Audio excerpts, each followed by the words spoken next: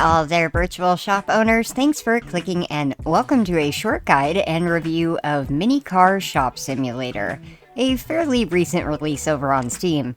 This format of shopkeeping genre has sprung up so many variations lately.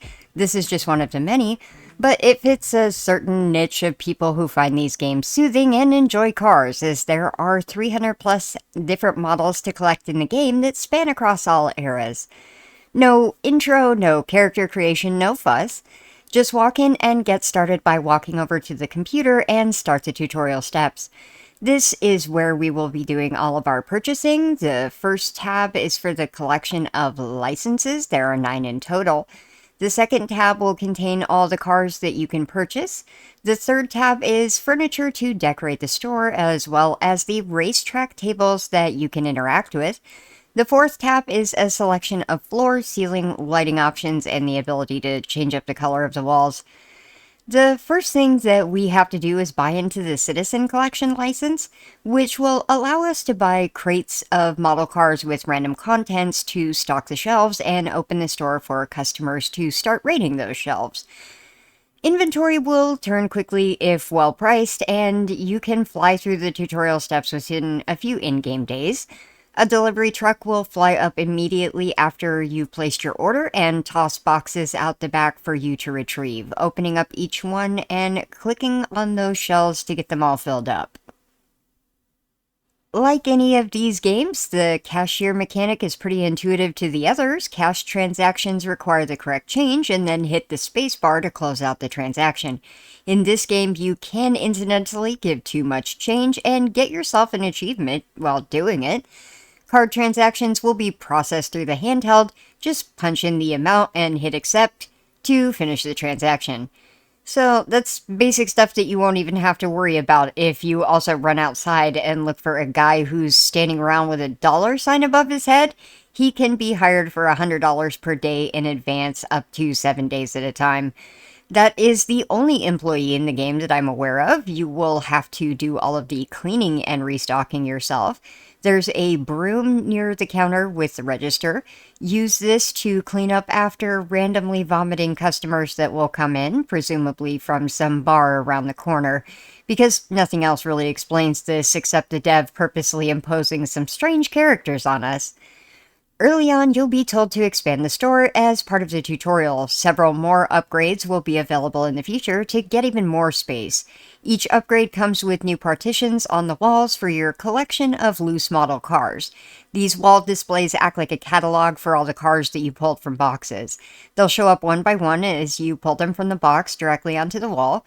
These loose cars can be quick sold or placed in a display case for sale by bargaining with customers in a chance game based on the amount that you're offering. It will also now add cars to your catalog so that you can order specific common and rare models in cases of 8.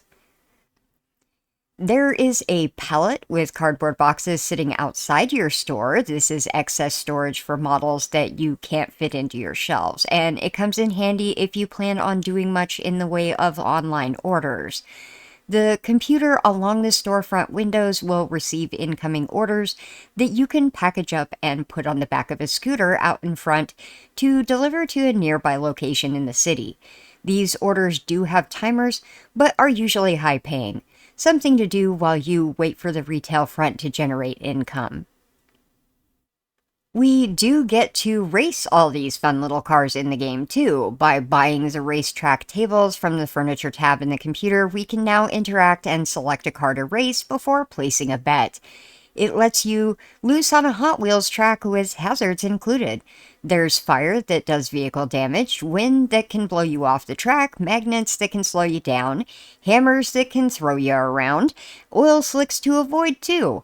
The controls are a bit wonky, but it's not difficult to cross the finish line fast enough to win a bet. So it's nothing special, but I suppose it could be far worse. And that's it. That's pretty much the features of the game. You can expand the store, add as many shelves and as decorations as will fit, and try to fill up these walls with complete collections. I'll give you some previews of the collections that I have so far.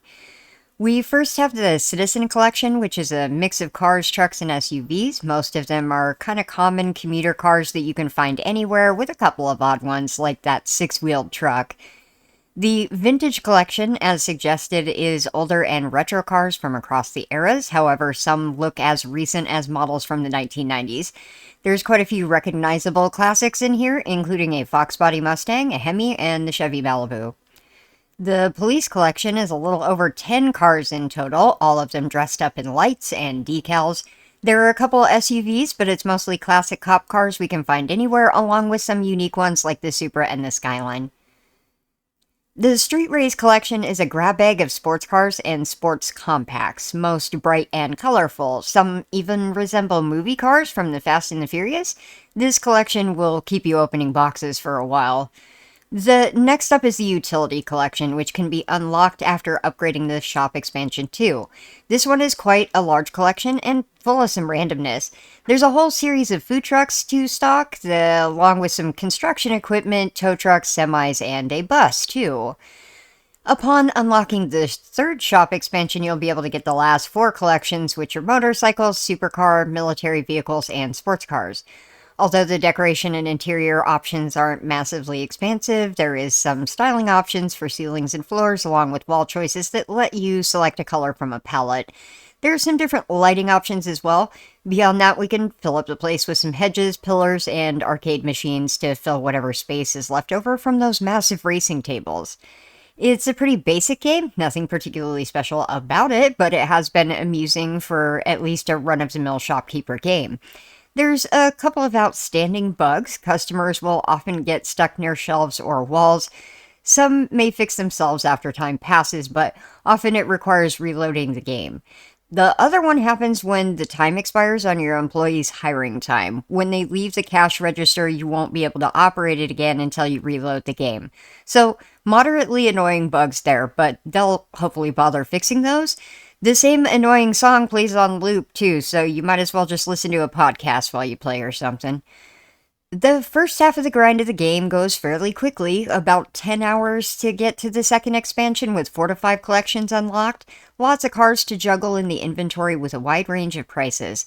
It's not too hard to feel like a goal is near in the first half, but it's slowing down for the second as there are larger gaps between upgrades and license fees. It's a good game for when you don't really want to focus very hard. It's fairly autopilot even when it comes to stocking the shelves and selecting random inventory to turn through. I would at least recommend it if you really like these kind of games and don't mind some bugs, which just requires saving and reloading the save. I didn't even have to close out the game to fix them. Back to finding something else to play and writing some Substack content. Thanks for stopping by the channel. If you like simulator games or cute cozy games, maybe check out the channel for some other things to play. Take care, and I hope you have a wonderful rest of your day. Bye-bye!